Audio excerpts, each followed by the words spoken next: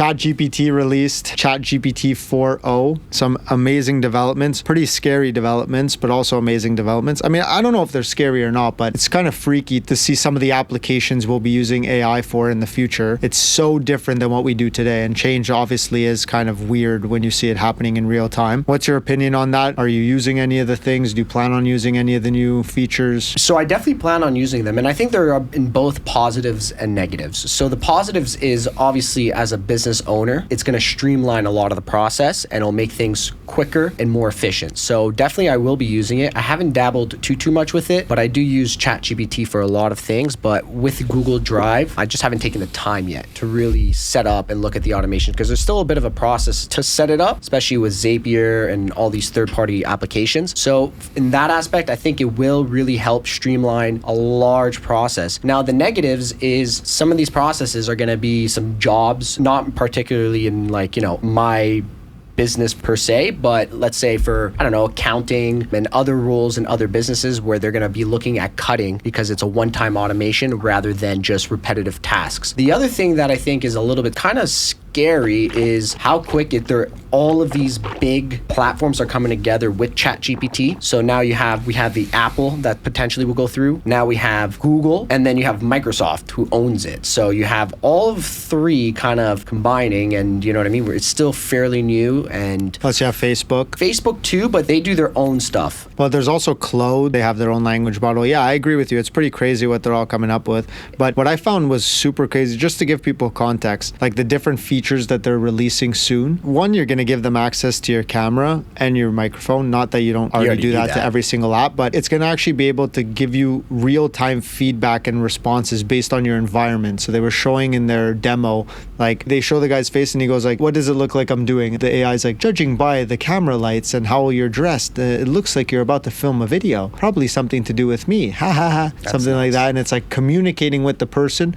They were showing demos of it translating speech live. So it's like two people communicating and it's translating the first person's speech so the other person could understand, and then translates it back when the other person responds. So different things like that. So you're going to be communicating with it by voice already, communicating with it through video already. Those are some crazy things that we could be utilizing them for. And what were the other things that they released? They released it's faster, whatever, all these other things. Anyways, some pretty big announcements that they made. And it just makes me think, like, in let's say 5 years time or 10 years time, it's going to be insane how advanced these things are going to be and what we're going to be able to use them for. And it just makes me constantly think, like, how can I implement these things more in my business and my day-to-day life today? Because it's going to disrupt every single thing. It's already disrupting every single thing, but it's going to continue to disrupt it more and more, and it's going to disrupt it more and more exponentially over time. So I agree. I would say for you though, at least in real estate, you have an asset and it's just cash flow. For myself, I don't see like in the next 5 years, like we're going to have to be really like, that's why I'm staying on top of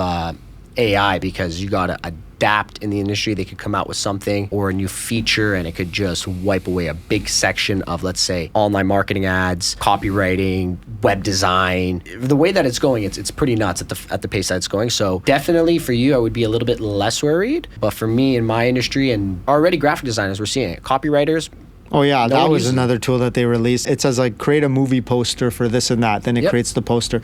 And then usually the picture models that are out now is like you tell it to create an image. And then when you tell it to adjust the image, it doesn't like remember the other image that well. So it's like creates a whole new image based on your new prompt. That's kind of similar to the previous one. But what they released now, it showed like they were like create a movie poster of this. Then it looked like shit. Then they like clean it up and do this and that. And then it created the movie poster, but it made the changes that they actually asked to make. So that's when graphic designers really become useless, because if you could actually tell it exactly what you want. When I have a graphic designer, what happens? I tell the graphic designer what to do. They send me back what I asked for. And then after I give them adjustments verbally. It's the same thing with working with these type of language models. I tell it what to do. It gives me back something. And if I could correct it by sending other text, it literally instantaneously replaces graphic designers. Well, that's the big thing, right? It's because you're cutting out that time delay. You send the email. The graphic designer then looks at it, let's say 3 hours later. Then they have to make the changes. Obviously, you know, they may have other clients or if they're internal. So what you could potentially, let's say,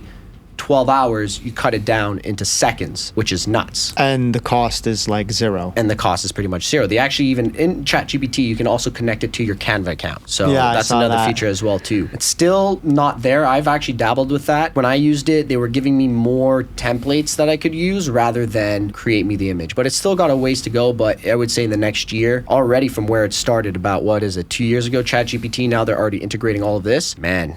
Yeah, they're moving very fast. Very quick. The only thing I will say though, and why it's like I still think we're very far away from like the next step of something being super impactful, unless they already have it with ChatGPT 5 and it's like on the way soon. I'm not seeing that like leap of intelligence from the model. Like I just find like when I ask it simple questions, sometimes it just gives me dumb responses. Like it's not very intelligent. You know what I mean? Let's say I'm like code this thing and it just makes like blatant errors. And then when I ask it to correct that error, like it's just like it has trouble even correcting such a small error, you know? It would be such an intelligent model if I could tell it one thing like a human being and it literally does it until it gives me exactly what I had asked for. Gonna get there. Yeah, I know. When it gets to that point, that's when it's gonna be like, I think I'm gonna take like time off and just like figure out how to use this thing to the fullest extent because that's so powerful. If you like this content and you want to watch more, click right here. And if you want to watch the entire episode, click right here.